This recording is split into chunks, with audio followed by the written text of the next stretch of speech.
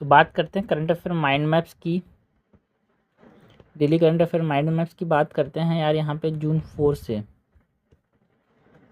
जो चीज़ें न्यूज़ में रही थी उसके बारे में बात करेंगे।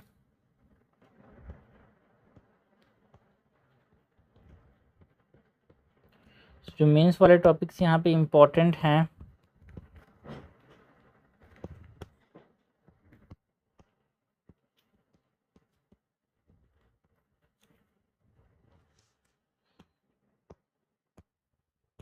सबसे पहले तो यार हम बात करते हैं अबाउट व्हाट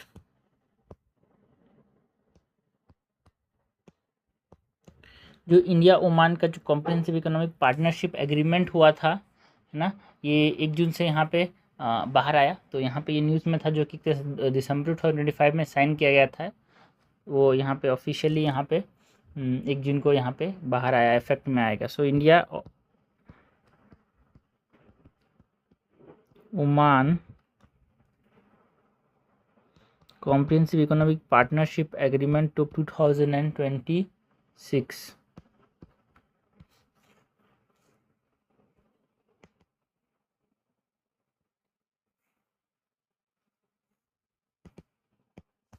सो इसके अंदर हम बात करें कि आउटकम्स की,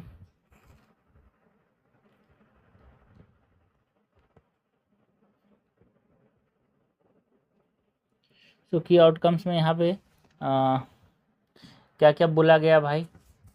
एक इमीडिएट ड्यूटी क्लियरेंस किया जाएगा जो यहाँ पे 99 पॉइंट, मतलब जो ओवरऑल है, Oman has drop import taxes down to 0 और 99 पॉइंट, है ना, 38% ऑफ इंडियन गुड्स यार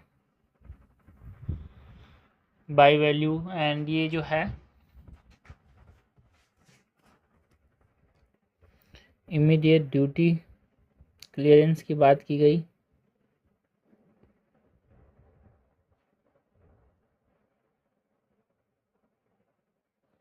जिसमें 98.08% जो है ऑफ ऑल प्रोडक्ट लाइन, मतलब 99% इंडियन गुड्स जो हैं वो यहाँ पे इंपोर्ट टैक्सेस यहाँ पे कम किए गए हैं, इंपोर्ट ड्यूटीज़ कम किए गए हैं।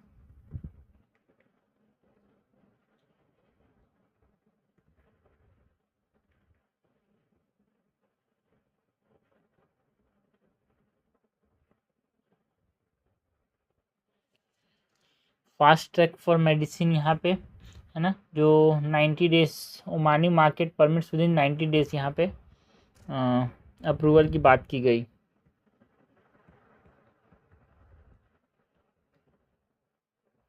फास्ट ट्रैक फॉर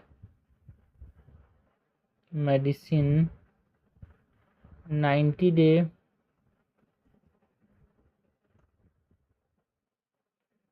अप्रूवल होना चाहिए मेडिसिन के लिए, ये बोला गया।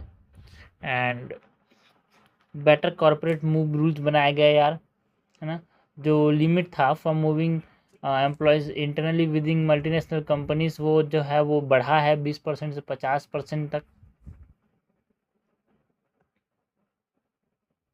बेटर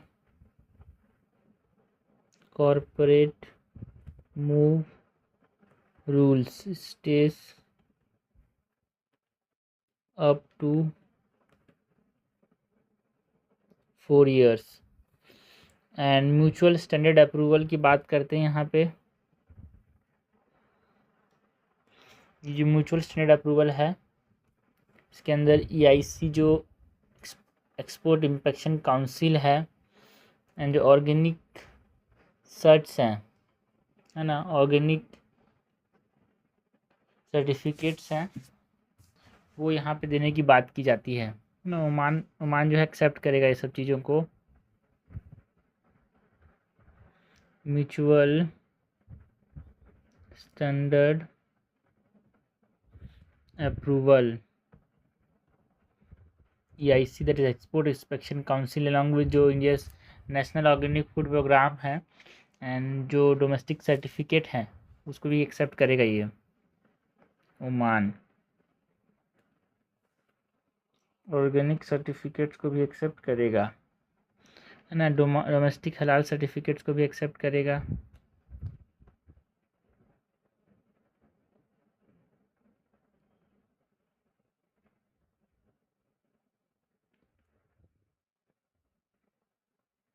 तो की आउटकम्स रहे हैं यार।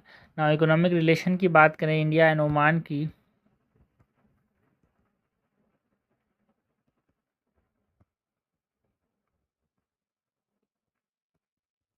फाइनेंशियल ईयर 2023-24 के अंदर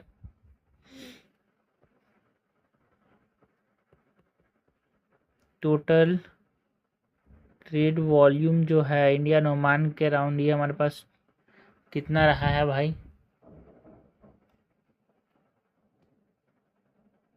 11.18 बिलियन डॉलर्स का रहा है। The financial year 25 economic relation की अगर हम बात करें तो फाइनेंशियल ईयर 25-26 में यहाँ पे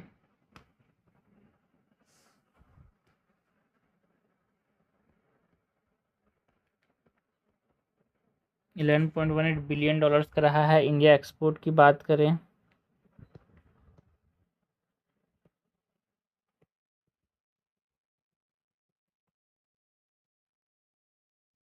इंडियन एक्सपोर्ट्स की बात करें तो इंडिया ने कितना एक्सपोर्ट किया यार, अराउंड 3.64 बिलियन डॉलर्स एक्सपोर्ट किए हैं, जिसमें हम बात करते हैं about petroleum, rice, iron, steel, ये मेजर पार्ट हैं भाई। Petroleum, नैप्था along side iron, steel, basmati rice, ठीक है।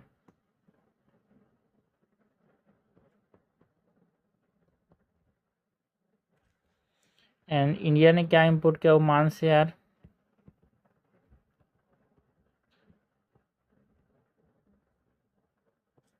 तो इंपोर्ट जो है अराउंड ये 7.20 बिलियंस का रहा है, जिसमें यहाँ पे इंडिया ने जो रॉ क्रूड ऑयल है, रिफाइंड मतलब लिक्विफाइड नेचुरल गैस, फर्टिलाइजर्स, ये सब यहाँ पे इंपोर्ट किए।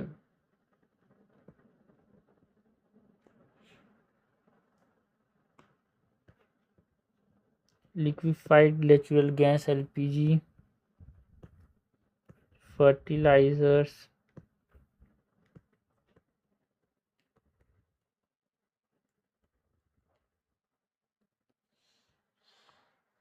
और सिग्निफिकेंस क्या है यार ओमान का इंडिया के लिए, सिग्निफिकेंस फॉर इंडिया अगर हम बात करें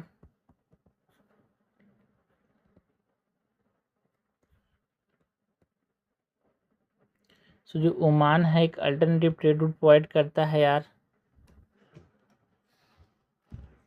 लाइक हमारे पास ओमानी पोर्ट जो सलालाह एंड दुकम है, they are directly located on India open ocean यार।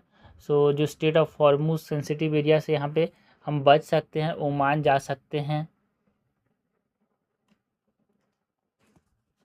ओके, सो अल्टरनेटिव ट्रेड रूट बनाता है like the Salalah and Duqm ports की बात करें, स्टेट ऑफ हॉर्मुज को बाईपास करते हैं यार, ठीक है। यहाँ पे ये स्टेट ऑफ ये ओमान हो गया, यहाँ पे स्टेट ऑफ हॉर्मुज है, यहाँ पे ये ईरान है।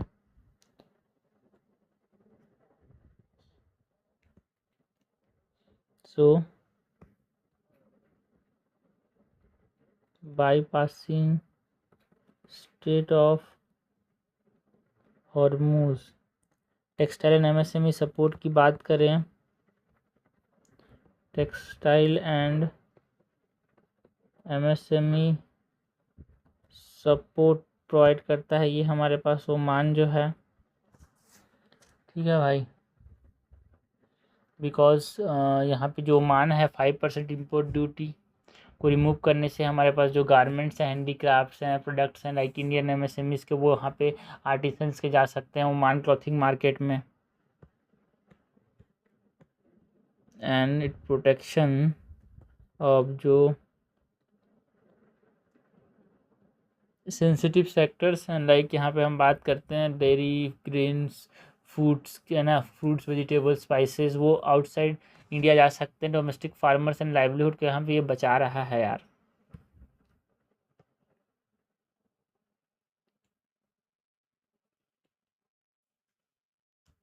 एंड जो जीआई ब्रांड्स है इसका भी प्रमोशन कर रहा है ना, बिकॉज उसने ब्रांड इंडिया के नाम पे रिकॉग्नाइज किया जीआई टैग्स को, which will improve global visibility and market value. जो authentic Indian handlooms and handicrafts हैं उसको यहाँ पे ये बढ़ावा देगा।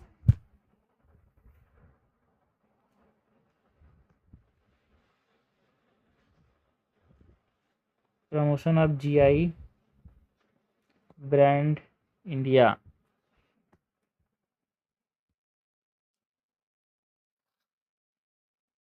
नेक्स्ट चैलेंजेस की बात करें यार, इंडिया ओमान ठीक है, कॉम्प्रिहेंसिव इकोनॉमिक पार्टनरशिप एग्रीमेंट तो हो गया, बट चैलेंजेस अभी भी हैं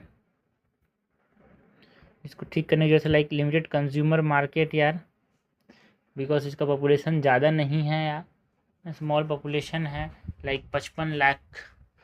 जीडीपी भी उतना ज़्यादा नहीं है भाई। Limited consumer market because 1.5 million he population है।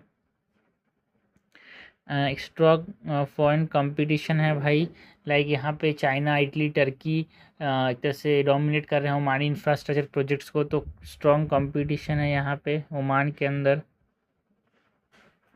Strong foreign competition from China, Italy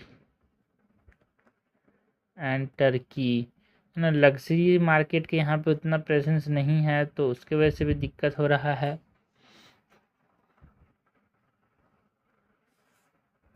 week presence in luxury market.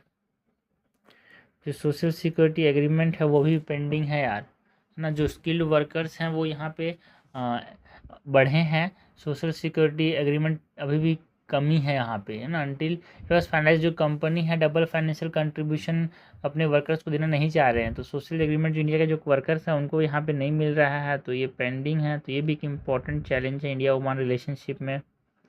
So pending social security agreement SSA। Now क्या वे फॉरवर्ड है हमारे पास इंडिया ओमान रिलेशन में यार, क्या आगे कर सकते हैं इंडिया ओमान रिलेशन के अंदर।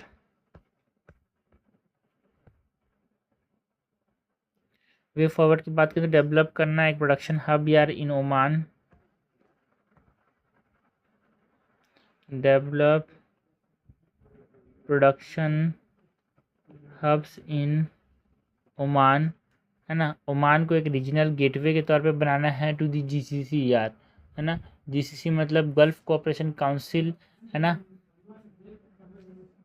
एक तरह से इसको एक लॉन्च पॉइंट के तौर पे लोग देखते हैं ओमान को, एक रीजनल गेटवे है जो कि लार्ज जो मार्केट है क्रॉस जो ईस्ट एशिया एंड जो गल्फ कोऑपरेशन काउंसिल है उसको एक्सेस करने के लिए एक रीजनल गेटवे है ये। Oman as regional gateway to GCC and East Africa. And जो सोशल सिक्योरिटी एग्रीमेंट है उसको फास्ट ट्रैक करने की जरूरत है, अभी जो पेंडिंग है उसको फास्ट ट्रैक करने की जरूरत है सोशल सिक्योरिटी एग्रीमेंट्स को यार।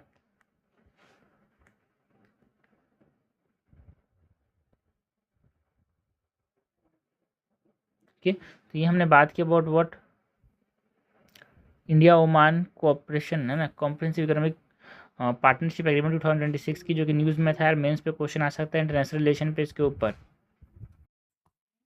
नेक्स्ट बात करते हैं about new index of industrial production series की। ये न्यूज़ में था भाई, ये जो new index of industrial production है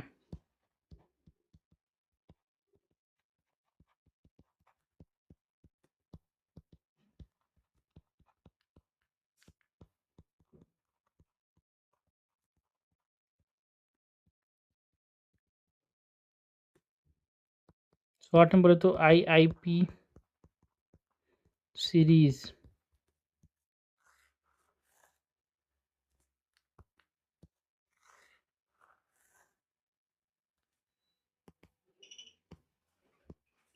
जो new index of industrial production है, जिसको हम IIP सीरीज बोल रहे हैं, ये न्यूज़ में था यार। इसकी ओवरव्यू की बात करें, इंडेक्स ऑफ इंडस्ट्रियल प्रोडक्शन ये जो न्यूज़ में था।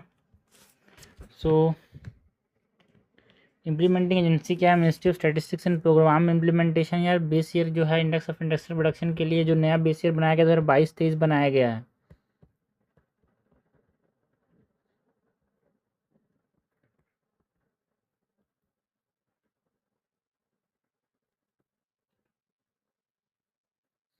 Implementing agency is Ministry of Statistics and Program Implementation. New base year is 2022-23. Purpose क्या है भाई इसका? टू रिफ्लेक्ट करता है करंट जो इंडस्ट्रियल ग्रोथ है उसको। Purpose is to reflect current industrial की परफॉर्मेंस की बात करें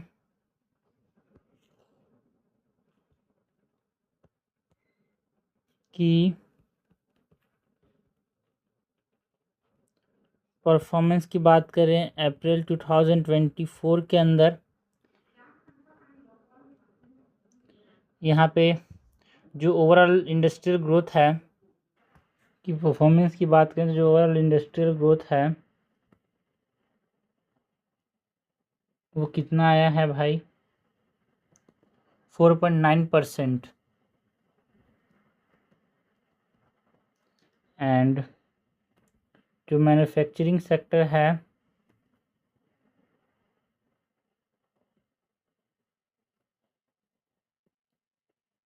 मैन्युफैक्चरिंग सेक्टर उसका ग्रोथ कितना आया है यहाँ पे? 6.2%। जो माइनिंग है, माइनिंग सेक्टर वो स्लो डाउन हुआ है भाई।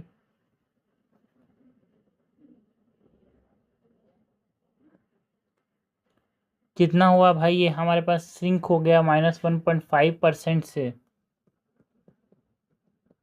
एंड जो इंफ्रास्ट्रक्चर गुड्स है ना, यूज बेस्ड ट्रेंड्स की बात करें तो जो कैपिटल गुड्स है वो बढ़ा है 16% से, है ना। एंड जो इंफ्रास्ट्रक्चर एंड कंस्ट्रक्शन गुड्स हैं वो 7.1% से बढ़ा है ना। जो फैक्ट्री बिल्डिंग है उसमें जो कैपिटल गुड्स हैं वो 16% से बढ़ा है। Capital goods rose by 16%। ना अगर हम IIP की बात करें, about index of industrial production की बात करें, about IIP index of industrial production की बात करें तो जो IIP है वो हर साल आता है, मतलब हर महीने आता है भाई। ये मंथली इंडिकेटर होता है इकोनॉमिक्स का। सो मंथली इकोनॉमिक इंडिकेटर है index of industrial production IIP। It is a monthly economic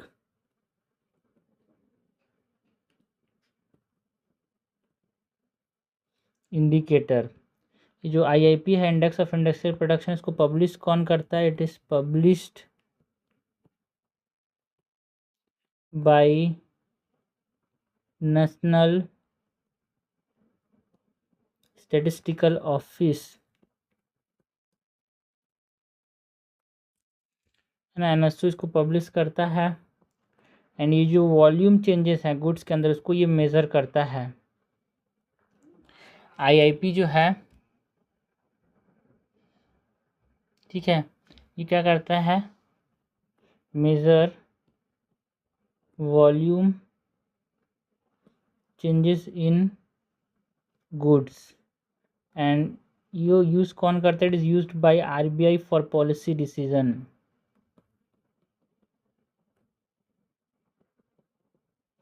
so new industrial index, जो new index of industrial production series आया है, बेस ईयर चेंज हुआ भाई, ठीक है। बेस ईयर चेंज हुआ है ना। हमारे पास 2022-23 कर दिया गया है, पहले 2011 था, ठीक है। तो ये चेंज किया गया। So need for the changing base year को चेंज क्यों किया गया? नीड की बात करें, need for changing base year, so जो इमर्जिंग सेक्टर्स है उनको इंक्लूड करने के लिए इंक्लूड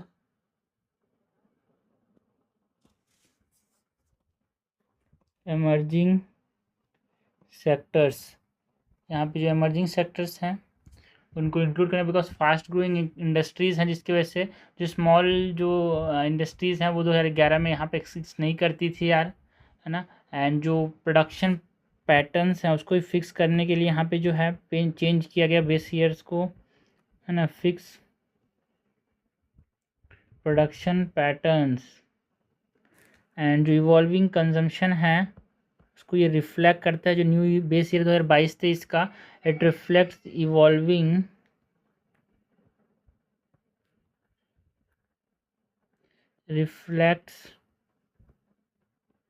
इवॉल्विंग कंजम्पशन एंड ये new base year it is align with global best practice के साथ ये अलाइन है, लाइक यूनाइटेड नेशन गाइडलाइन पे ऊपर बेस्ड है यार। सो मेजर चेंजेस जो किया गया उसकी बात करें तो मेजर फ्रेमवर्क चेंज की बात करें, यहाँ पे जो आईआईपी में किया गया मेजर फ्रेमवर्क चेंज,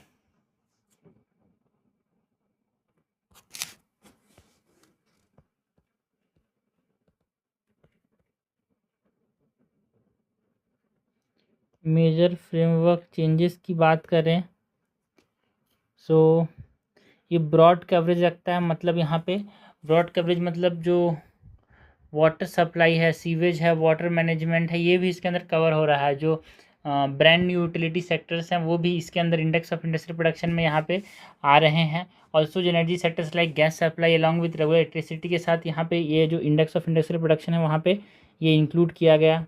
तो ब्रॉड कवरेज है भाई। जो नया जो new index of industrial production series है उसके अंदर ब्रॉड कवरेज की बात करें तो एक कवरेज को बढ़ाया गया जिसमें यहाँ पे वाटर सप्लाई,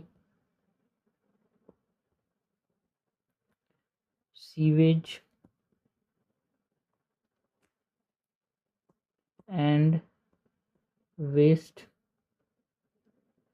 मैनेजमेंट भी आया। प्रोडक्ट बास्केट की बात करें तो ये बढ़े भाई यहाँ पे, है ना। प्रोडक्ट बास्केट्स में यहाँ पे चीज़ें बढ़ी, न्यू एडिशंस किए गए लाइक सीसीटीवी कैमराज आए, डिलीशन भी हुआ, है ना।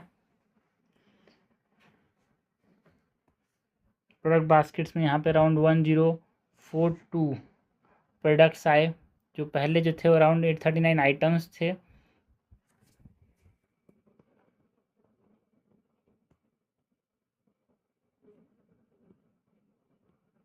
One zero four two products which are grouped into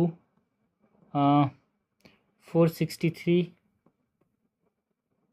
item groups, है ना। यहाँ पे हम आइटम्स जो ऐड हुए उसमें हम बात करते हैं सीसीटीवी कैमरास की, जिनका मैग्नेटिक स्ट्रिप्स हैं, ऐसे कार्ड्स ऐड हुए, aircraft, spacecraft parts, medical stent, है ना, ह्यूमन वैक्सीन्स, है ना, नॉन वुमेन टेक्सटाइल, ये सब ऐड हुए। कुछ लोग कुछ पार्ट्स यहाँ पे कुछ चीज़ें डिलीट्स भी हुई प्रोडक्ट बास्केट में जो आईएफपी है उसके अंदर, लाइक केरोसिन डिलीट हो गया, फ्लोरेसेंट ट्यूब्स हटा दिए गए, ट्रेडिशनल जो स्विंग मशीन्स हैं, बाइसाइकिल, रिक्शा ट्यूब्स, ये सबको यहाँ से हटा दिया गया इंडेक्स ऑफ इंडस्ट्रियल प्रोडक्शन से। ग्रीन एनर्जी ट्रांजिशन के अंदर यहाँ पे स्टेप्स देखे गए। ग्रीन एनर्जी ट्रांजिशन में क्या हुआ भाई, मेजर चेंजेस के अंदर जो ग्रीन एनर्जी ट्रांजिशन है उसमें जो रिन्यूएबल सोर्सेज हैं उन सेपरेट किया गया, ठीक है। सोलर, विंड, हाइब्रिड, ट्रैकिंग, ये सब जो है green energy transition. Electricity index now separated, है ना, रिन्यूएबल सोर्स में यहाँ पे सेपरेट कर दिया गया from non renewable sources like thermal and nuclear. तो कि एक मेजर शिफ्ट है कि इंडिया को क्लीन एनर्जी की तरफ भेजना है।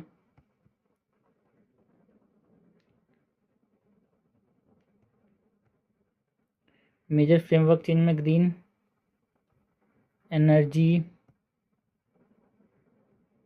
ट्रांजिशन,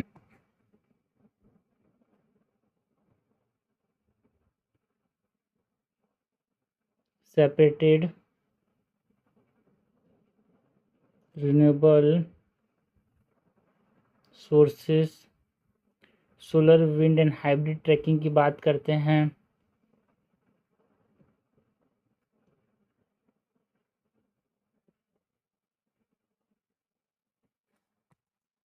यहाँ पे माइनिंग रिक्लासिफिकेशन देखने को मिला यार।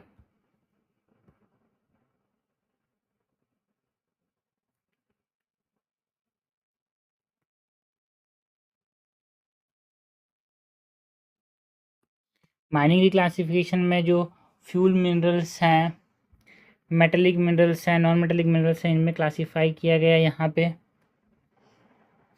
3 डिटेल एरियाज में माइनिंग को क्लासीफाई किया गया into fuel minerals, metallic minerals,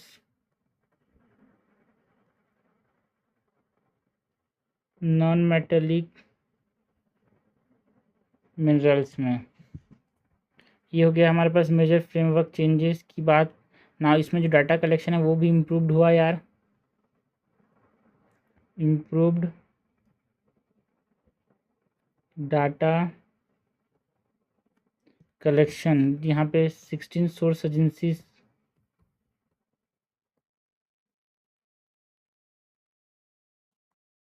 add हुए, ठीक है।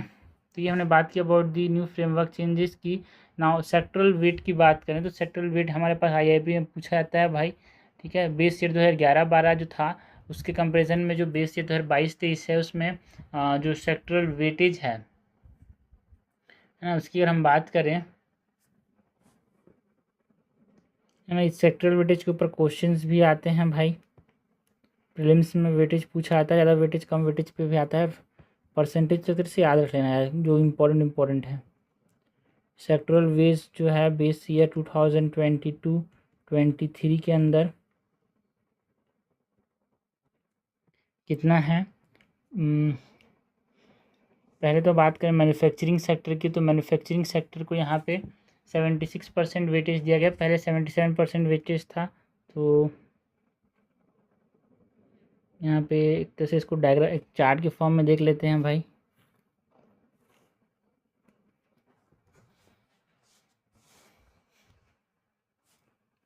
यहाँ पे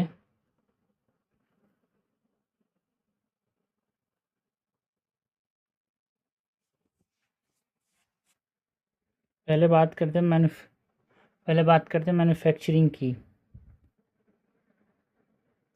2011-12 में इसको कितना वेटेज दिया गया, 77.6%। 2022 में 76% के आसपास वेटेज दिया गया है, ठीक है। वेटेज कम हुआ है मैन्युफैक्चरिंग का ना। यहाँ पे हम इलेक्ट्रिसिटी की बात करें, माइनिंग की बात करें, माइनिंग एंड कोरिंग की, तो माइनिंग का 2011-12 में यहाँ पे 14% वेटेज थे, वेटेज कम हो गया 11% हो गया माइनिंग के बाद। यहाँ पे अगर हम बात करें इलेक्ट्रिसिटी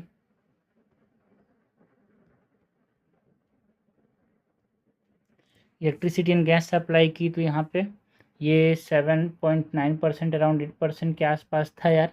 एंड यहाँ पे ये 10.8% इसका वेटेज बना है।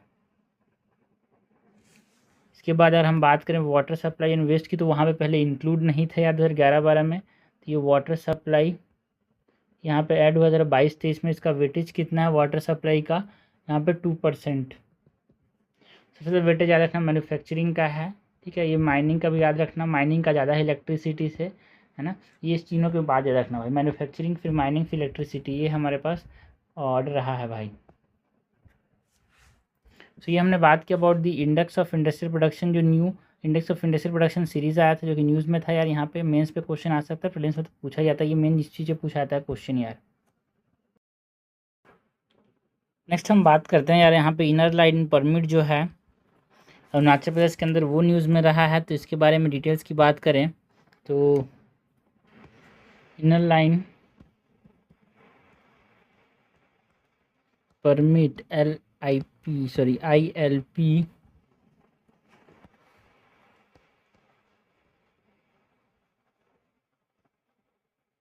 इन अरुणाचल प्रदेश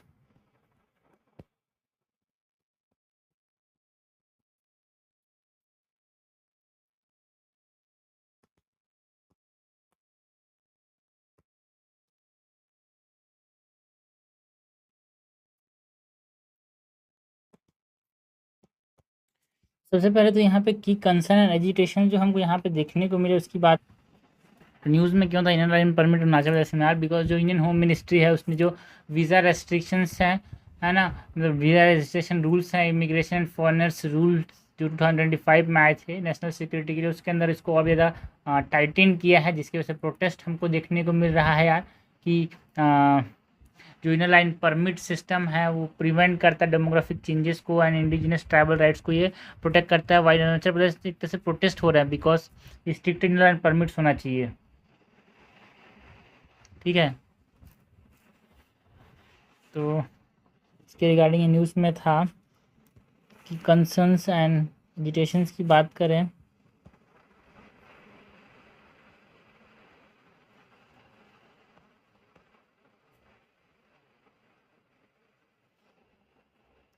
सो यहाँ पे की कंसर्न इसकी वजह से यहाँ पे एजिटेशन देखने को मिल रहा है कि जो ट्राइबल सर्टिफिकेट्स हैं वो फ्रॉड से जो नॉन लोकल जो इलीगल्स हैं वो एक्वायर्ड कर ले रहे हैं यार। अरुणाचल प्रदेश का जो सर्टिफिकेट्स हैं, है ना, कोटास यहाँ पे government jobs, education, land ownership में यहाँ पे ये क्लेम कर ले रहे हैं।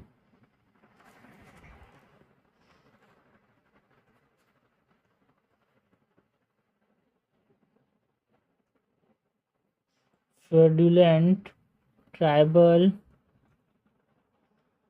सर्टिफिकेट्स एंड जो कॉन्टेंशियस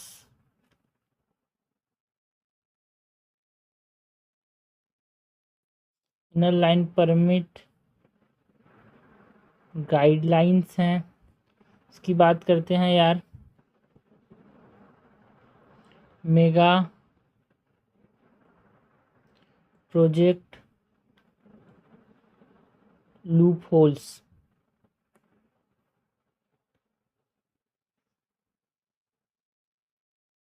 है ना, मेगा प्रोजेक्ट लूप होल्स की बात करें तो देखो भाई यहाँ पे जो कंटेंशियस आईएलपी गाइडलाइंस है, परमिट गाइडलाइंस जो न्यू रूल्स हैं वो सेक्रेटरी जो कि पॉलिटिकल है वो इशू कर सकता है यार।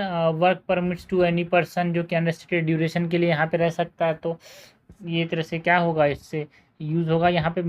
ठीक है ना भाई, गाइडलाइंस का एक तरह से मिसयूज़ हो जाएगा भाई, क्योंकि इनर लाइन परमिट में आप बिना परमिशन जा नहीं पाओगे, बट आपके पास यहाँ पे परमिशन हो जा रहा है। ठीक है, मोगा प्रोजेक्ट लूप होल्स में यहाँ पे जो इंफ्रास्ट्रक्चर प्रोजेक्ट्स हैं 500 करोड़ से ज़्यादा उनको स्पॉन्सर मिल रहा है यार, जो कि लोकल डेमोग्राफी को यहाँ पे अफेक्ट करेगा, थ्रेटन करेगा। ठीक है, जो माइग्रेंट्स हैं यहाँ पे माइग्रेंट्स ट्रैकिंग डिफिसिट देखने को मिल रहा है, मतलब माइग्रेंट जो हैं उनको ट्रैक करना की कमी देखने को मिल रही है यार, है ना, ट्रैकिंग डेफिसिट बिकॉज जो इन्फोर्समेंट एजेंसीज हैं उनके पास डिजिटल ट्रैकिंग मैकेनिज्म नहीं है यार, तो मॉनिटर नहीं कर पा रहे जो माइग्रेंट लेबर यहाँ पे एग्जिट कर रहे हैं, परमिट एक्सपायरी के बाद भी एग्जिट कर रहे हैं कि नहीं कर रहे हैं, तो वो कंसर्न है यहाँ पे। कम्युनल एनेक्सिटीज़ देखने को मिल रहा है बिकॉज जो लोकल यूथ ग्रुप्स हैं वो डोमेस्टिक माइग्रेंट वर्कर के साथ लड़ रहे हैं, है ना, उनको एक फॉरेन इलीगल इमिग्रेंट्स के तौर पे देख रहे हैं, जिसकी वजह से प्रोटेस्ट ओवर रिलीजियस स्ट्रक्चर्स हमको देखने को मिल रहा है। कम्युनल एंजाइटीज़,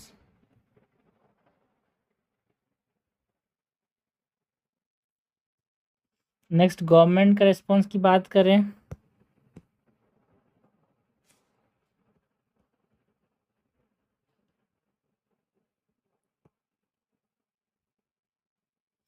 तो गवर्नमेंट का क्या रिस्पॉन्स रहा है, एक तरह से जो आईएलपी फ्रेमवर्क है उसको रिस्ट्रक्चर करने की बात की गई भाई। ठीक है, डेडिकेटेड पैनल बनाएगा जो कि रिव्यू करेगा जो कंटेंशियस यहाँ पे गाइडलाइंस हैं जो अर्लियर इस साल बनाए गए थे उसको यहाँ पे वो रिव्यू करेंगे, एंड डिजिटल ट्रैकिंग टूल्स को यहाँ पे एक्सप्लोर करेंगे, जिससे हम आउटस्टेइंग जो लोन लोकल्स हैं वो रह जा रहे हैं उनको यहाँ पे भगाएंगे। ठीक है, मॉनिटर करेंगे, तो ये हमारे पास बोला गया गवर्नमेंट ने। जो आईएलपी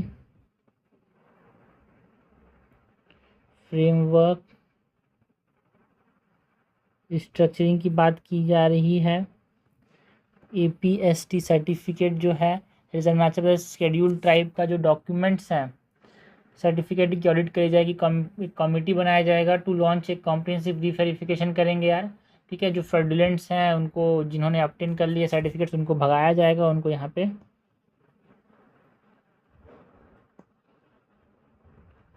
देखा जाएगा, कार्रवाई की जाएगी। And any anti infiltration strategy बनाने की बात की गई यार। जो इलीगल इन्फिल्ट्रेट्स हैं उसके ऊपर फोकस करना है, सेंट्रल सिक्योरिटी एजेंसीज के साथ कोऑर्डिनेट करके बॉर्डर वल्नरेबिलिटीज इंटरनेशनल फ्रंटियर्स को देखते हुए यहाँ पे एंटी इन्फिल्ट्रेशन स्ट्रेटजी बनाना, कोई घुस ना पाए। एंड न्यूट्रिशनल राइट्स इवैल्यूएशन भी करना है, मतलब जो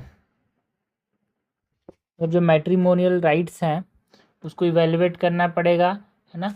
मतलब जो complex legal and socio economic status है, जिसमें प्रॉपर्टी, रिजर्वेशन राइट्स, अगर एक चिल्ड्रन जो है Arunachal Pradesh state schedule tribe जो मदर है, non Arunachal Pradesh schedule tribe father से बन रहा है, तो उसके रिगार्डिंग जो राइट्स हैं उसको देखते हुए इवेलुएट करने हुए गवर्नमेंट ने बोला कि हम क्या करेंगे, कमेटी बनाएंगे, मतलब इसके ऊपर हमारे पास पैनल बनाएंगे। क्योंकि मैट्रिल नहीं है भाई, मदर की तरफ जाता है, बट अगर यहाँ पे ऐसे कोई नॉन फादर जो है वो non Arunachal Pradesh schedule tribe से है, तो वो देखा जाएगा, एक पैनल बनाया जाएगा राइट्स के रिगार्डिंग। अबाउट ILP जो इनर लाइन परमिट, इसकी रिजीम की बात करें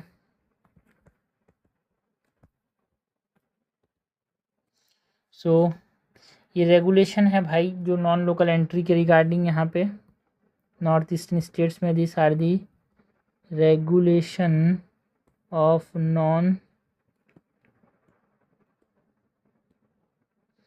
local entry. Bengal eastern frontier regulation act जो 1873 में आया था, है ना, वहाँ से ये ओरिजिनेट करता है यार। और ये जो है ब्रिटिश के जो कमर्शियल इंटरेस्ट उसको प्रोटेक्ट करता है। Bengal eastern frontier regulation act of 1873 से यहाँ पे इसको डेट बैक करते हैं। एंड जो ट्राइबल कल्चर है उसको प्रिजर्वेशन की बात करता है ये।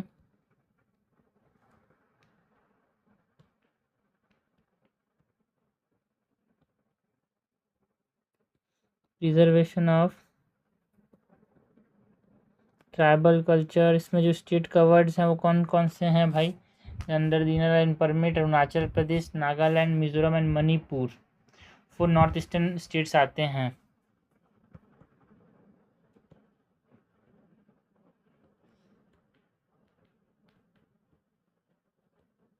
अरुणाचल प्रदेश, नागालैंड, मिजोरम एंड मणिपुर।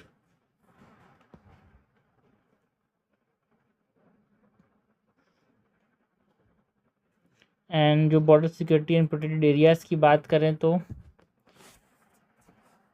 यहाँ पे जो की प्रोविजंस है border security and protected area regime के अंदर, इस रीजन में यहाँ पे प्रोटेक्टेड एरिया परमिट बनाया गया है। मतलब जो डोमेस्टिक टूरिस्ट है who need inner line permit, है ना, the entire state of Arunachal Pradesh एक तरह से प्रोटेक्टेड एरिया रिजीम के अंदर आता है, under the foreigners protected order of 1958 यार, है ना। एवरी जो फॉरेन नेशनल है must obtain a protected area permit, ठीक है, जो यूनियन होम मिनिस्ट्री है वहाँ से इस स्टेट में आने के लिए।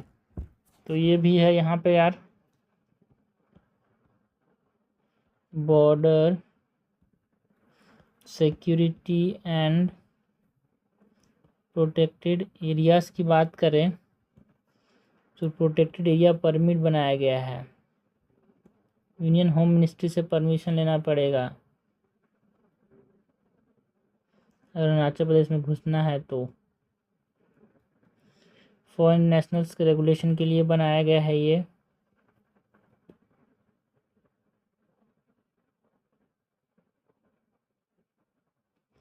स्ट्रिक्ट बॉर्डर सेग्रीगेशन की बात करता है, मतलब जो प्रोटेक्टेड एरिया परमिट है यहाँ पे स्ट्रिक्टर बनाया गया, इसको टेम्परेरी रिलैक्स कर दिया गया था फॉर नागालैंड, मिजोरम, मणिपुर का, बट इट इज़ स्ट्रिक्ट यहाँ पे अरुणाचल प्रदेश के लिए स्ट्रिक्ट था बिकॉज सेंसिटिव बॉर्डर्स हैं म्यांमार, भूटान एंड तिब्बत ना। इसको स्ट्रिक्ट बॉर्डर सेग्रीगेशन से देखते हुए अरुणाचल प्रदेश के लिए बहुत स्ट्रिक्ट है। क्रॉस बॉर्डर इंस्टेबिलिटी का रिस्क है भाई बिकॉज ड्यूरिंग कंसर्न है यहाँ पे मणिपुर के अराउंड यहाँ पे जो जियो पॉलिटिक्स है ना, उसके रिगार्डिंग तो क्रॉस बॉर्डर इंस्टेबिलिटी देखने को मिल सकती है ना, पॉलिटिकल इंस्टेबिलिटी नेबरिंग कंट्रीज़ की वजह से भी। तो उसके वजह से यहाँ पे क्या किया गया है, स्ट्रिक्टर इम्पोजिशन ट्रैवल प्रोटेक्शन यहाँ पे लाया गया है अरुणाचल प्रदेश में। क्रॉस बॉर्डर इंस्टेबिलिटी रिस्क को देखते हुए नेशनल इशू एंड एक्शन की बात करें, देखो भाई अरुणाचल प्रदेश एक छोटा मोटा इशू नहीं है, बहुत बड़ा इशू है, नेशनल इशू है यार यहाँ पे। So national issue and actions की बात करें तो असम अकॉर्ड्स एंड एनआरसी की बात करते हैं। इंडिया ऐसे similar issue and earlier action जो टेकन है उसके अंदर असम एंड एनआरसी, मतलब असम में जो सीवियर डेमोग्राफिक एंग्जाइटीज़ था because cross border migration Bangladesh से हो रहे थे, तो यहाँ पे असम अकॉर्ड 1985 में बनाया गया। एंड सुप्रीम कोर्ट ने अपडेट किया जो नेशनल रजिस्टर ऑफ सिटीज़न को टू आइडेंटिफाई इलीगल इमिग्रेंट्स यार। तो इंडिया ने भी ऐसे पहली बार नहीं हुआ असम के अंदर, मतलब अरुणाचल प्रदेश में ऐसे पहले भी हुआ, जैसे कि असम में हुआ था यार। Assam accord in 1985 and the NRC national register of citizenship. Six schedule protection की बात करें सो सिक्स शेड्यूल में कौन कौन से स्टेट आते हैं भाई हमारे पास, जो Assam, Mizoram, Meghalaya and Tripura. So six schedule states में यहाँ पे ऑटोनोमस डिस्ट्रिक्ट काउंसिल्स बनाया गया है ना, जो कि रेगुलेट करते हैं लैंड ट्रांसफ़र लॉस को, लोकल ट्रेड लाइसेंसिंग को, ठीक है। अगर इनहेरिटेंस रखना है, नॉन ट्राइबल इकोनॉमिक डोमिनेंस को, सब चीज़ को चेक करता है यार यहाँ पे ये जो सिक्स शेड्यूल प्रोटेक्शन जो मिला है।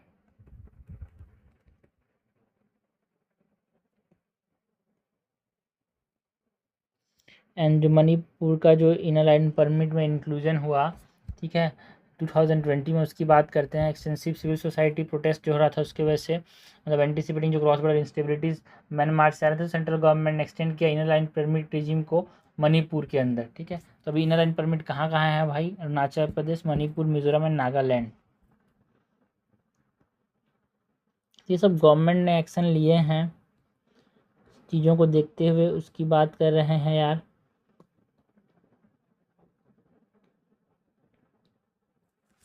Okay,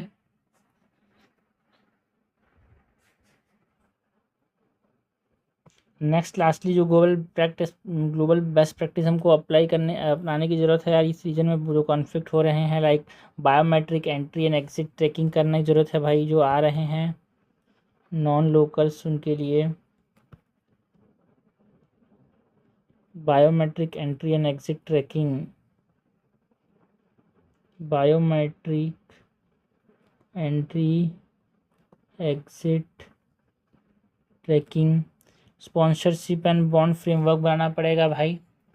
sponsorship and bond framework है ना, जो गल्फ नेशन है इसमें कंपनीज जो इंपोर्ट करते हैं लार्ज लेबर फोर्स है ना, एक तरह से वो मॉनेटरी गारंटी यहाँ पे रखने के लिए स्पॉन्सरशिप एंड एस्क्रो बॉन्ड्स जो हैं वो यहाँ पे इशू करते हैं। तो compliance bond to ensure their वेक्सर जो है वर्कर एग्जिट करते हैं स्टेट को कि काम होने के बाद।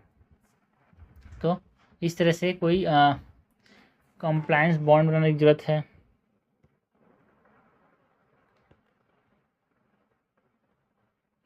स्पॉन्सरशिप एंड बॉन्ड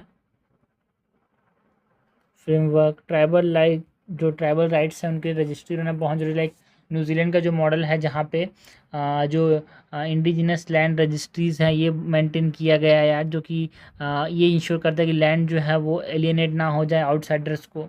तो इस तरह से रजिस्ट्री बनाना पड़ेगा, इसकी ज़रूरत है ट्राइबल लैंड रजिस्ट्री की। तो ये हमारे पास बेस्ट प्रैक्टिस आप बता के एक तरह से अगर क्वेश्चन आया तो इसको आप इन कर सकते हो, कंक्लूड कर सकते हो। तो हमने बात की इनर लाइन परमिट इन अरुणाचल प्रदेश की, उसके रिगार्डिंग चीज़ें जो हो रही थी उसकी बात की यार। नेक्स्ट हम बात करते हैं अबाउट इमिग्रेशन फॉरेनर्स रूल 2025 की। इमिग्रेशन एंड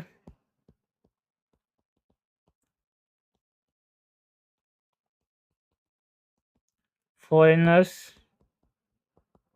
रूल्स 2025 की बात करें,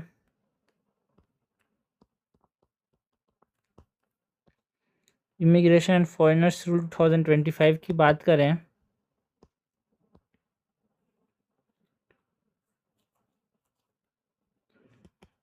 सबसे पहले तो ये न्यूज़ में था यार कि चेंजेस एंड प्रोविजंस जो थे वहाँ पे यहाँ पे चेंज किए गए, इसीलिए न्यूज़ में था ये की चेंजेस एंड प्रोविजंस 2025 का जो रूल्स है उसके अंदर बात करें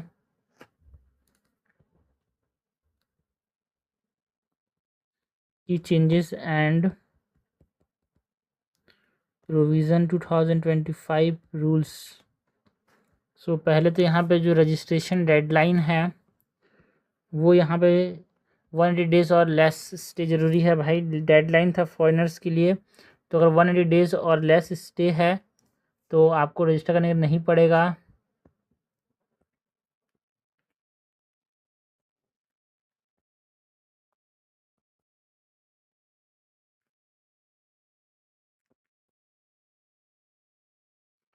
की चेंजेस में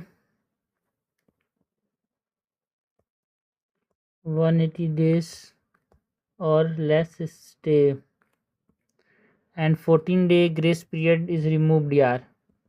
जो 14 डे का एक ग्रेस पीरियड था उसको रिमूव कर दिया गया।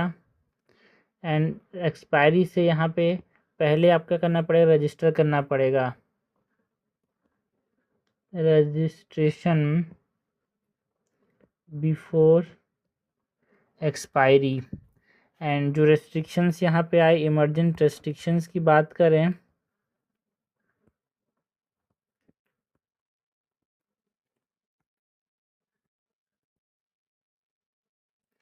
तो 180 डे का स्टे लिमिट पर विजिट रहेगा यार। पर विजिट आप कितना रह सकते हैं, जो फॉरेनर्स जो रजिस्टर्ड हैं, है ना। स्टे लिमिट कितना है, 180 days stay limit per visit.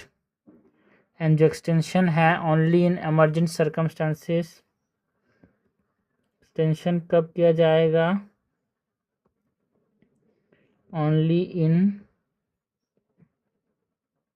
Emergent circumstances. Now digitisation and monitoring का यहाँ पे प्रोविज़न आया यार। डिजिटाइजेशन एंड मॉनिटरिंग, जहाँ पे फॉरेन रजिस्ट्रेशन ऑफिस फ्रेमवर्क बनाया गया, M visa and online portal बनाए गए।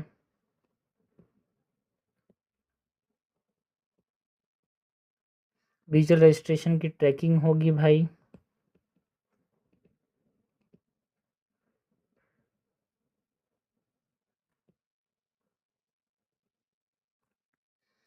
कंप्लायंस रिक्वायरमेंट की बात करें तो ये 2025 रूल्स में यहाँ पे चेंजेस आए, है ना। कंप्लायंस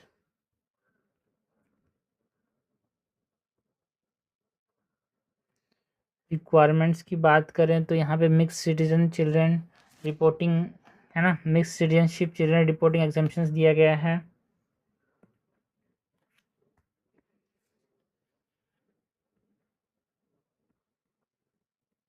मिक्स्ड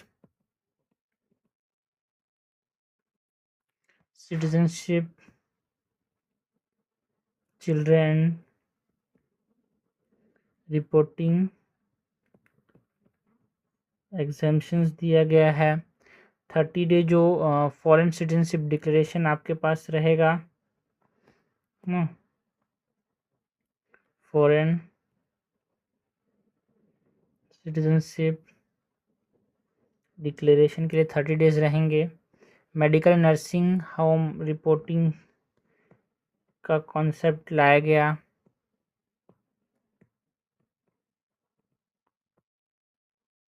अगर कोई विजिट करे तो यहाँ पे रिपोर्ट करना बहुत ज़रूरी है।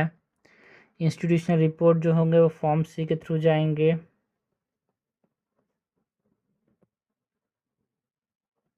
Institutional reporting through form C, ये कंप्लायंस रिक्वायरमेंट हो गया।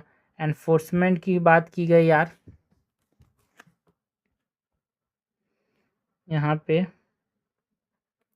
जो एनफोर्समेंट है यहाँ पे बोला गया कि जो ओवर स्टे करेगा उनको डिपोर्ट करेंगे, पेनल्टीज़ अगर आप बात नहीं मानते हो तो पेनल्टीज़ भी लगाएंगे। सो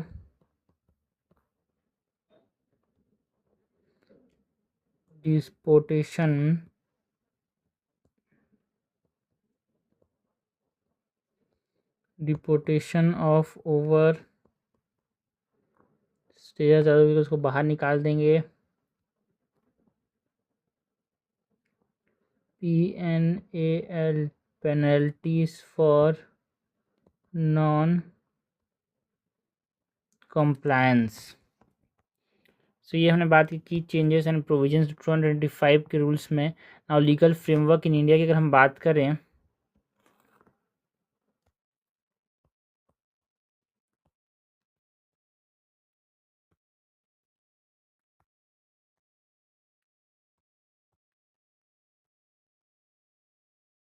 सो एक प्राइमरी अथॉरिटी है, एक स्टेटरी एक्ट के अंदर एंड रिफ्यूजी पॉलिसीज़ की बात करते हैं। यहाँ पे लीगल फ्रेमवर्क्स की बात करें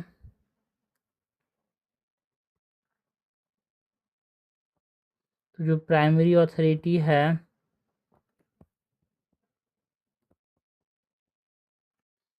प्राइमरी अथॉरिटीज़ में मिनिस्ट्री ऑफ होम अफेयर्स की बात करते हैं। ये इसको देखेगा यार, मिनिस्ट्री ऑफ होम अफेयर्स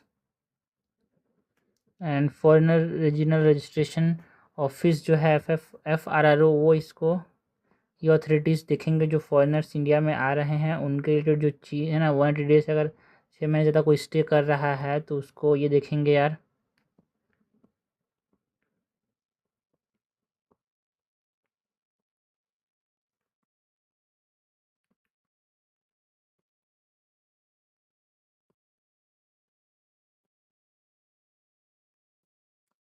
यहाँ पे जो स्टेटरी एक्ट्स हैं regarding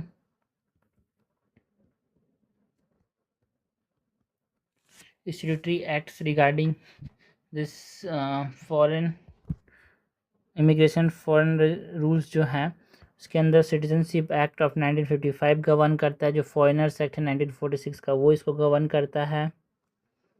citizenship act of 1955,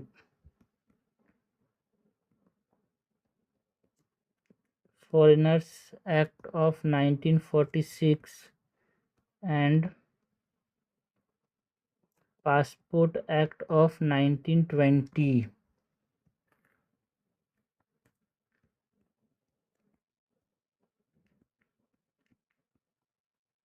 refugee policies की बात करें तो नॉन स्टेटरी से ये 1951 कन्वेंशन के से फॉलो होता है, या नॉन सिग्नेटरी टू 1951 का जो कन्वेंशन था, India is not signatory to that. So case by case asylum देखने को मिलता है।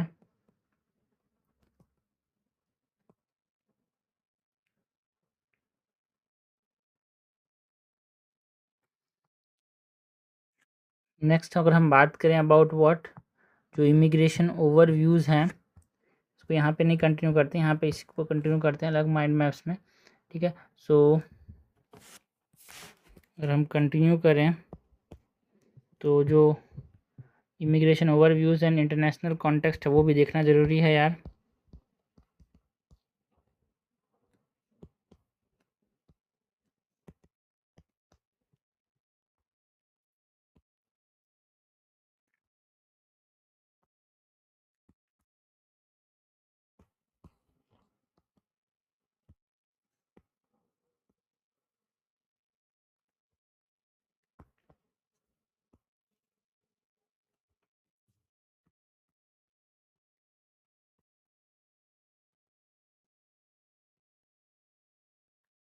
इमिग्रेशन ओवरव्यू के अंदर हम अगर कजेस की बात करें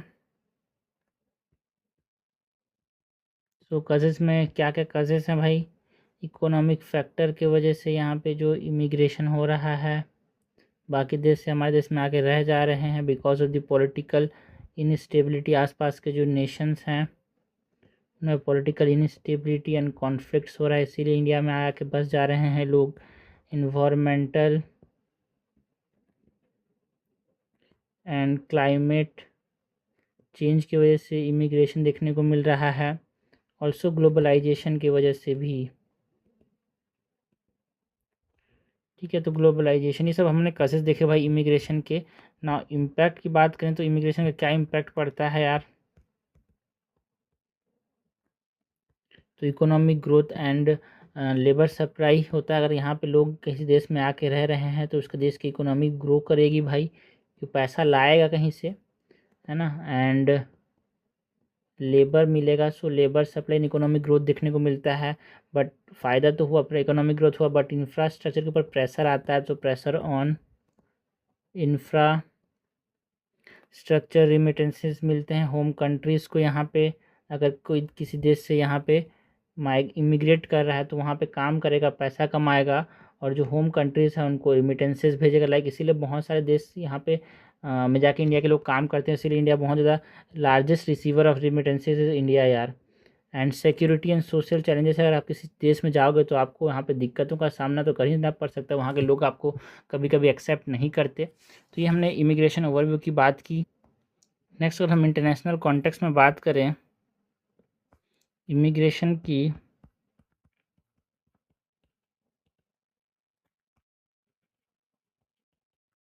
तो भाई ग्लोबल ऑर्गेनाइजेशंस लाइक यहाँ पे जो United nation human right United nation जो हाई कमीशन ऑफ रिफ्यूजीज़ है, वो ग्लोबल ऑर्गेनाइजेशन है जो कि सब चीज़ों को देखता है।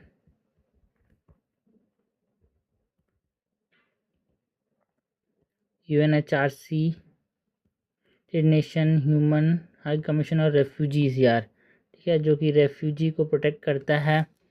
जो किसी देश में जाके अगर पनाह ले रहे हैं तो ये प्रोटेक्शन देता है उनको। एंड IOM की बात करते हैं, IOM it is for migration. IOM is international organisation for migration यार। तो ये माइग्रेशन मैनेजमेंट के लिए बनाया गया है।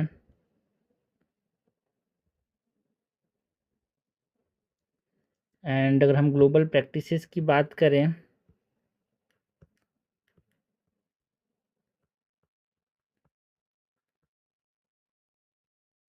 सो यूनाइटेड स्टेट्स ने जो यहाँ पे अपनाया है, यूनाइटेड स्टेट्स ने क्या अपनाया है भाई, जो इमिग्रेशन एंड नेशनलिटी एक्ट है, जहाँ पे immigrants is an individual seeking to become a lawful permanent resident united states, तो जुडिशियल रिव्यू डिपोर्टेशन ऑर्डर पे यहाँ पे अलाउ है। तो यूनाइटेड स्टेट्स ने यहाँ पे जो अपनाया है उसकी बात करते हैं। United states that is INA is what immigration and nationality act. And ये यहाँ पे यूरोपियन यूनियन ने ब्लू कार्ड का जो कॉन्सेप्ट लाया है,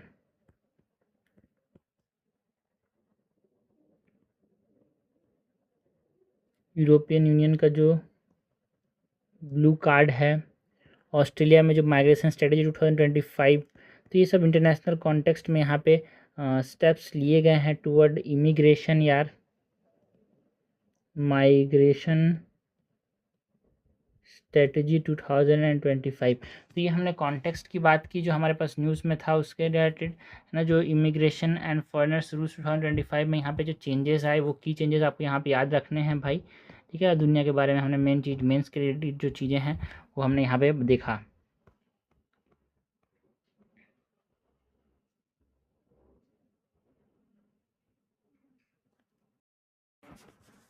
नेक्स्ट बात करते हैं आज जो प्रीलिम्स के जो टॉपिक्स हैं जो कि 4 जून से हमारे पास पूछे जा सकते हैं उसकी बात करें, तो सबसे पहले तो यहाँ पे हम बात करते हैं अबाउट व्हाट, हम बात करते हैं सबसे पहले तो अबाउट द पोटैटो पैच यार। पोटैटो पैच क्या है ना। और पवाना क्लेवस पोटैटो पैच जो कि हमारे पास पवाना क्लोनस कॉलोनी के नाम से आते हैं, ये हमारे पास क्या कोरल रीफ है यार, कोरल कॉलोनी है जो कि यहाँ पे हमको लक्षद्वीप में देखने को मिला, उसकी बात करते हैं यहाँ पे।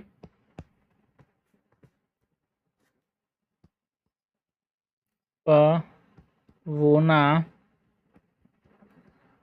क्लेवस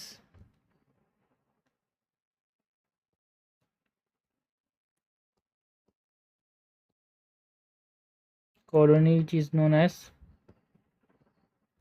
potato patch.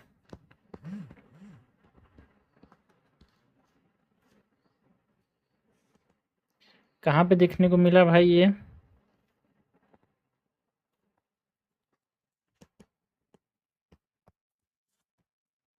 लक्षद्वीप, जो कदमत आइलैंड है लक्षद्वीप में वहाँ पे देखने को मिला। लोकेशन इस कदमत आइलैंड, लक्षद्वीप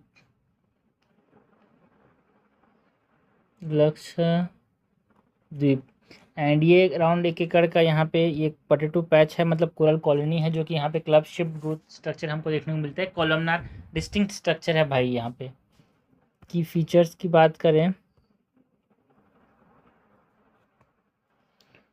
बात करें, तो इसका साइज जो है अराउंड 1 एकड़ में ये फैला हुआ है ना। ये जो कोरल है साउथ ईस्टर्न कोरल वाटर जो कदमत आइलैंड है वहाँ पे देखने को मिला। इंडिया का एक ओनली अटोल आइलैंड चेन है भाई। लक्षद्वीप जो है वो अटोल आइलैंड चेन है एंड वहाँ पे लोकेटेड है। कितना पुराना है, एज की बात करें, जो ये पवना जो है ये न्यूज़ में क्यों था, बिकॉज रिसर्चर्स ने डॉक्यूमेंट के एक जाइंट पवना क्लेवस कॉलोनी जो कि कदमत आइलैंड के अंदर यहाँ पे लक्षद्वीप में देखने को मिला। ठीक है, जो कि world largest living coral colonies को एक तरह से उसमें ये आता है यार। तो इसका एज जो है वो कितना बोला गया, 200 से 300 साल पुराना है। एंड यहाँ पे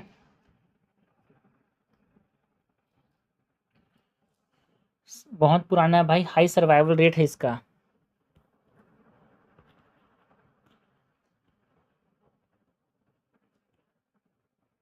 अराउंड 60% जो है कॉलोनी जो टिश्यू है वो अराइव है यहाँ पे, 58%। ओके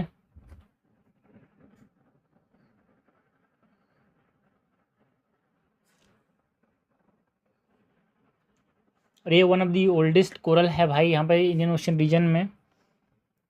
एंड ये डाइवर्स फिश पॉपुलेशन को ये सपोर्ट करता है।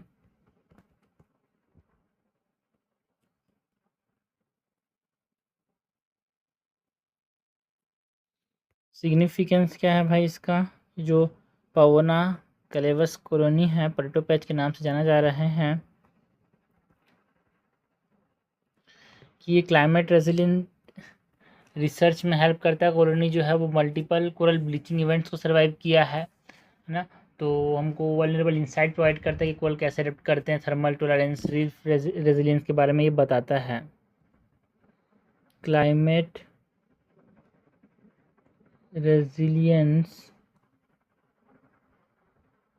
रिसर्च एंड जो पेलियो क्लाइमेट आर्काइव है जिसमें एंशिएंट कैलकेरस स्केलेटन प्रिजर्व जो रिकॉर्ड किए जाते हैं पास्ट ओशन टेम्परेचर के अंदर, है ना। तो वो ही एक इम्पॉर्टेंट ये पेलियो क्लाइमेटिक आर्काइव के तौर पे काम करता है।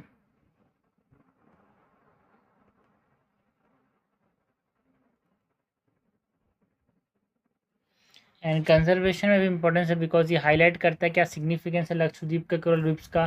बिकॉज जो मैरीन कंजर्वेशन है ना, अगर हम स्ट्रेंथन करते हैं तो हमारे बायोडाइवर्सिटी प्रोटेक्शन इनिशिएटिव में बहुत इंपॉर्टेंट रोल प्ले करेगा भाई ये।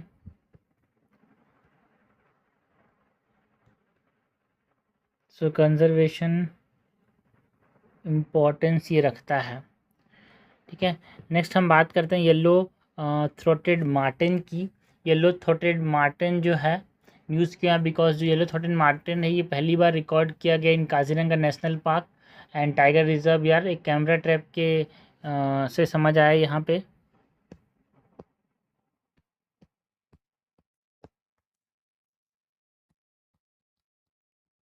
Yellow throated Martin, yellow throated Martin है, ये क्या है भाई? नहीं, ये भाई एक मैमल है गला जो येलो कलर का होता है मस्टिडी फैमिली से बिलोंग करता है। रिसेंट साइटिंग की बात करें तो काजीरंगा नेशनल पार्क में यहाँ पे साइट हुआ, इसीलिए न्यूज़ में था, कैमरा ट्रैप से ये देखा गया।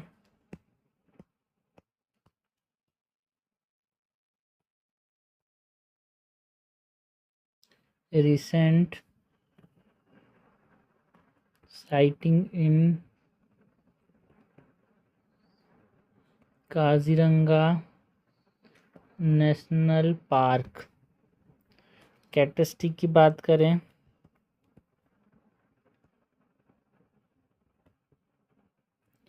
सो साइंटिफिक नेम क्या है, मार्टिस फ्लेविगुला।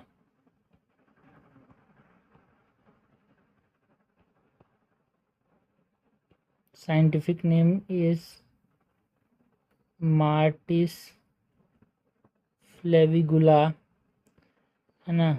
एक मीसो प्रीडेटर कार्निवोर मैमल है ये। फोटो सर्च करके देख लो, गिलहरी जैसे दिखता है ये डायनर होता है, दिन रात दोनों में दिखता है, पेड़ों में चढ़ता है, या आर्बोरियल है। फियरलेस एंड एग्रेसिव होता है, fearless and aggressive. Ecological role की बात करें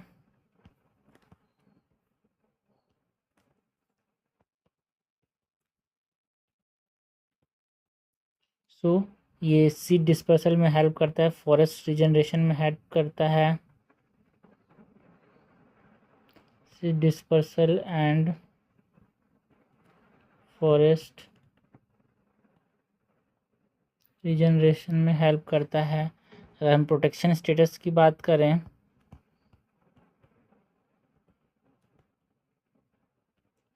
सो IUCN के अंदर ये लिस्ट कंसर्न में आता है and wild life protection act के शेड्यूल नंबर 2 में आता है भाई। डायर्नल का मतलब डे एक्टिव है ना, डायर्नल क्या होता है, डे में एक्टिव होता है ये।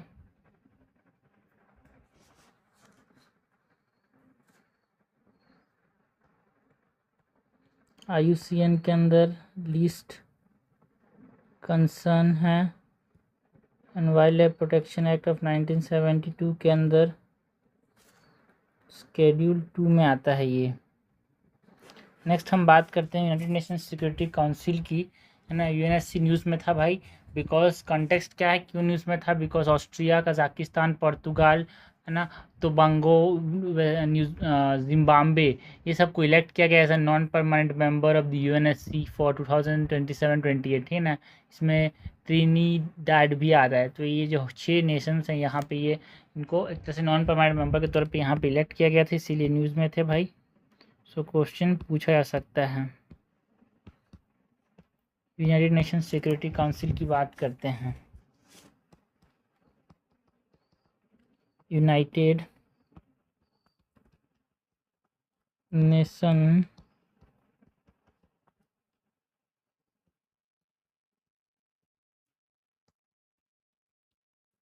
सिक्योरिटी काउंसिल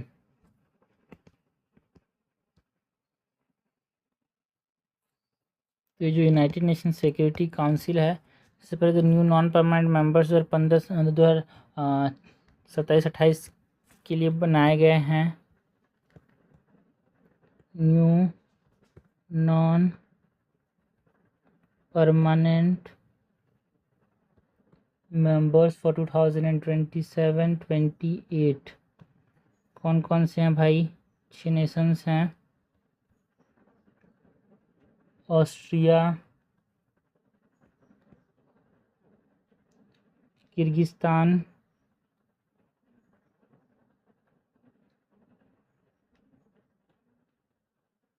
ऑस्ट्रेलिया, किर्गिस्तान, पुर्तगाल, ट्रिनिडाड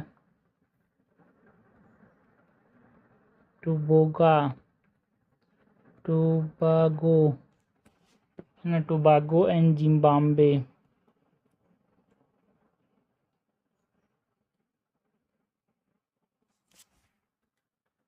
ना स्ट्रक्चर्स की बात करें सो स्ट्रक्चर्स में परमानेंट मेंबर्स होते हैं P5, यूएनएससी के अंदर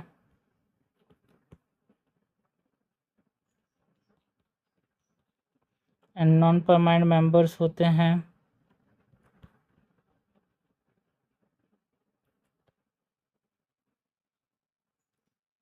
जो परमानेंट मेंबर्स होते हैं इसमें कौन कौन से 5 नेशंस हैं भाई? चाइना,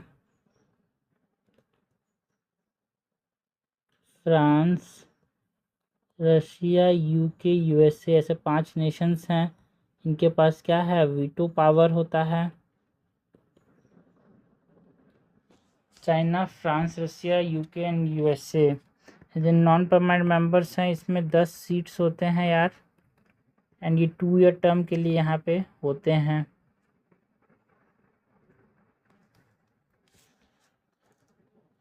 के नॉन परमानेंट मेंबर में रीजनल नॉन परमानेंट मेंबर्स होते हैं अफ्रीका से 3, साउथ एशिया से मतलब एशिया पैसिफिक से 2, लैटिन अमेरिका एंड कैरिबियन से 2, वेस्टर्न यूरोप है ना, अनदर यूरोपियन ईस्टर्न यूरोप से।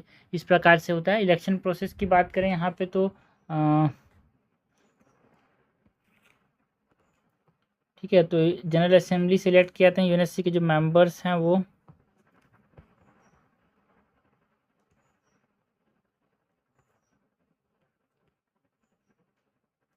इलेक्टेड मतलब जनरल असेंबली से यहाँ पे इलेक्ट होते हैं इसके मेंबर्स जो हैं, एंड 2/3 मेजोरिटी चाहिए भाई। अगर यहाँ पे candidate must secure 2/3 majority of votes अगर यहाँ पे इसका हिस्सा बनना है तो नॉन परमानेंट मेंबर्स जो हैं वो यूनाइटेड नेशन जनरल असेंबली से इलेक्ट किए जाते हैं। तो सीक्रेट बैलेट यार, तो ये इलेक्ट हुए इसलिए तो न्यूज़ में था ये। 2/3 majority is required. Head quarter कहाँ पे? यूनाइटेड नेशन जनरल असेंबली का भाई।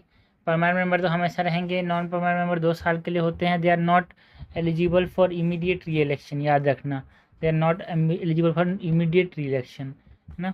एंड वीटो पावर होता है परमानेंट मेंबर्स का। अगर एक भी नेगेटिव वोट आ गया तो रिजोल्यूशन ख़त्म, ठीक है भाई, है ना। हेड क्वार्टर कहाँ पे है? यूएसए के अंदर न्यूयॉर्क में। यूनाइटेड नेशन जनरल मतलब यूनाइटेड नेशन सिक्योरिटी काउंसिल का हेडक्वार्टर इन न्यूयॉर्क, यूएसए, ठीक है। यहाँ पे जो हर non permanent member 5 non permanent member होता है वो हर साल यहाँ पे इलेक्ट होते हैं यार। एनुअल रोटेशन देखने को मिलता है, कंटिन्यूटी इंश्योर है, बिकॉज हर 2 साल में यहाँ पे ये टर्म रहता है। तो उसकी वजह से हर 5 नॉन परमानेंट मेंबर जो है हर 5 मतलब हर 1 साल यहाँ पे इलेक्ट होते हैं, जिसमें 5 कौन कौन से हैं जो इलेक्ट हुए हैं? That is Austria, Kyrgyzstan, Portugal, Trinidad Tobaga Tobaga Tobago and Zimbabwe. Portugal, more Ronaldo, Portugal. Next बात करते हैं about the India Nepal border issue की।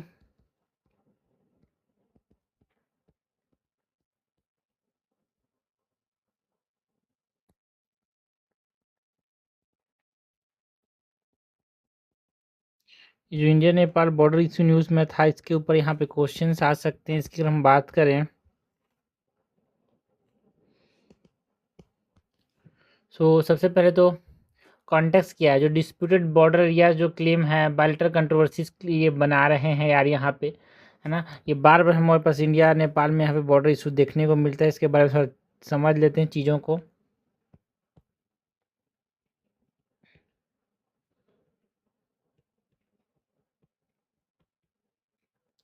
डिस्प्यूटेड बॉर्डर एरियाज का जो क्लेम्स हैं उसके बारे में यहाँ पे ये न्यूज़ में रहता है हमेशा। दोनों तरफ यहाँ पे इंडिया कुछ क्लेम करता है, कुछ नेपाल क्लेम करता है, तो बायलैटरल कंट्रोवर्सीज देखने को मिलती है। इंडिया का जो स्टैंड है वो क्या है कि हमारे पास एक bilateral mechanism and diplomatic channel से यहाँ पे इंडिया जो है अपना बात को सामने रखने की कोशिश करता है यार।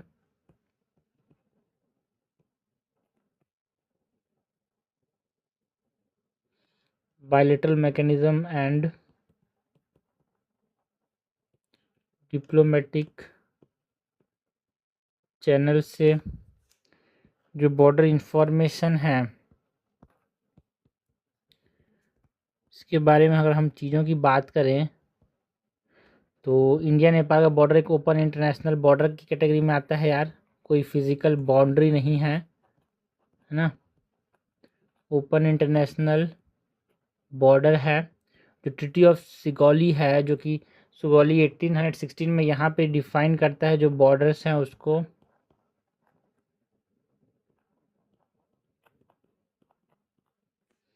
1916 में हुआ था। अराउंड जो इंडिया नेपाल का जो बॉर्डर लेंथ है 1850 किलोमीटर लेंथ का है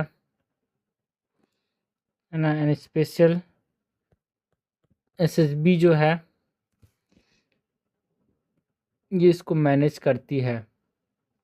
नाउ मेजर डिस्प्यूट जो इंडिया एंड नेपाल के जो बॉर्डर्स में जो हमारे पास बार बार कंट्रोवर्सी क्लेम करते हैं, दैट इज़ वेस्टर्न कुछ एरियाज हैं like Kala Pani, Lipo Lipulekh and Limpiyadhura, and eastern में सुस्ता जो कि गंधक रिवर के अराउंड है। तो ये मेजर डिस्प्यूट्स हैं।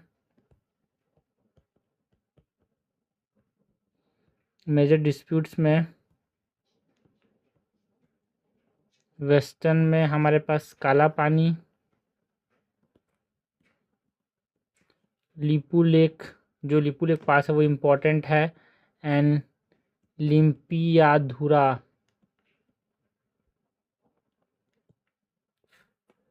एंड अगर हम बात करें ईस्टर्न में तो सुस्ता रिवर जो है ना गंधक रिवर के पास है, यहाँ पे सुस्ता reason.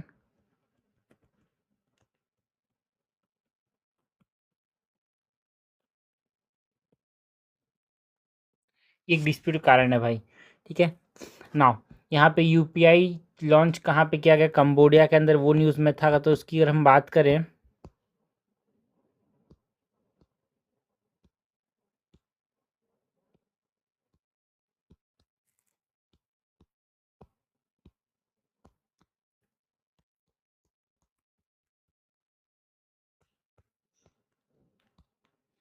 UPI in Cambodia,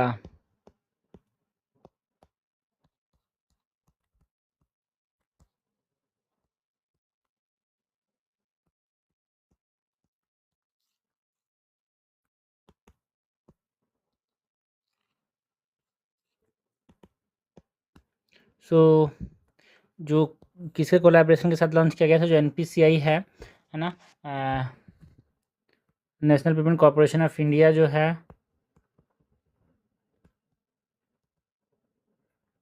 and जो कंबोडिया का जो क्यूआर सिस्टम है बैकॉन्ग, उसके साथ मिल के यहाँ पे ये लॉन्च किया गया था। एनपीसीआई इंटरनेशनल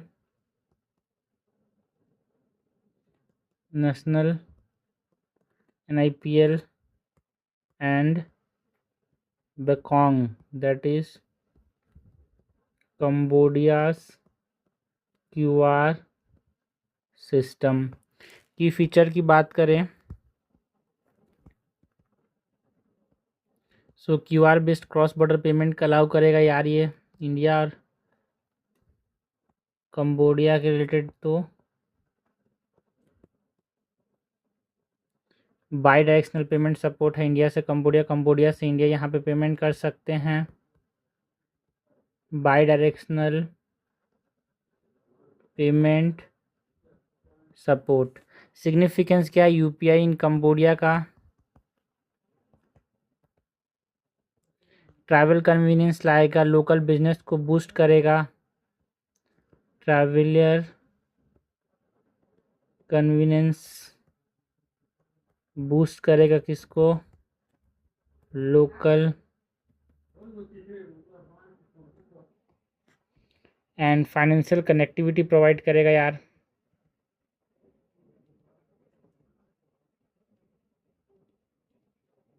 ठीक है, तो ये हमने बात की यूपीआई रेंज कंबोडिया की।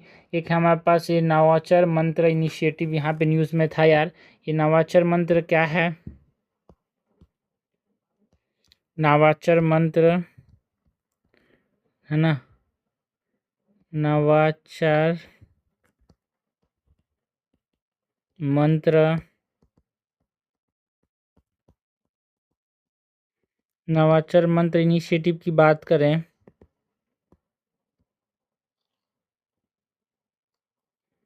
सो ये जो नवाचार है ओवरव्यू की बात करें तो MSDE ministry, that is ministry of skill development and entrepreneurship ने इसको लॉन्च किया यार। ओवर व्यू की बात करें तो ministry of skill development and entrepreneurship ने इसको लॉन्च किया। एंड इम्प्लीमेंट कौन करेगा? NIESBUD, ये इसको इम्प्लीमेंट करेगा, है ना। एन से national institute for entrepreneurship and small business development, ठीक है। National institute for entrepreneurship and small business development इसको क्या करेगा? इम्प्लीमेंट करेगा, ठीक है।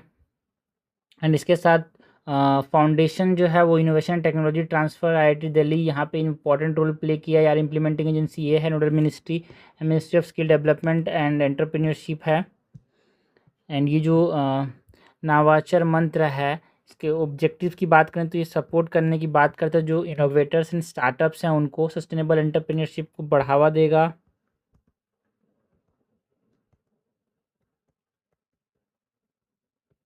Support innovators and startups,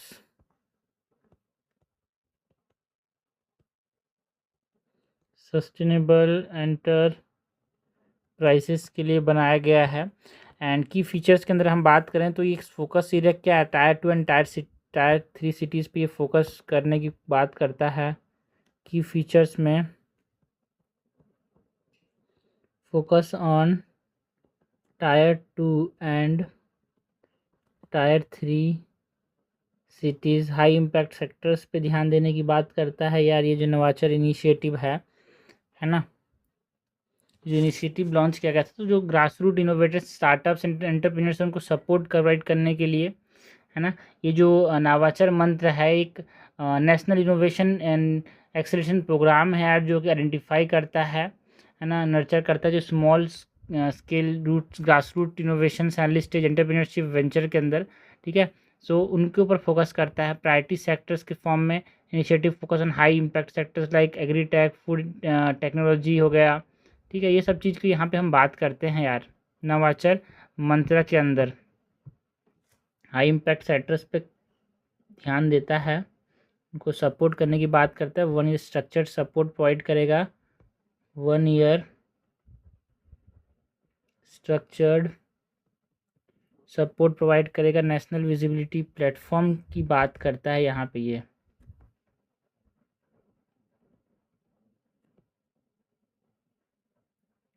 okay. तो ये हमने बात की अबाउट व्हाट जो नवाचार इनिशिएटिव है। याद रखना मिनिस्ट्री इंपॉर्टेंट है, इम्प्लीमेंट कौन करेगा?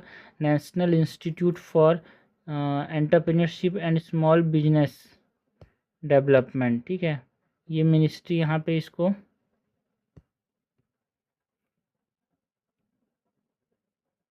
इम्प्लीमेंट करेगी, ठीक है। तो भाई ये हमने बात की अबाउट जो टॉपिक्स जो कि प्रीलिम्स के लिए इम्पॉर्टेंट थे वो उसकी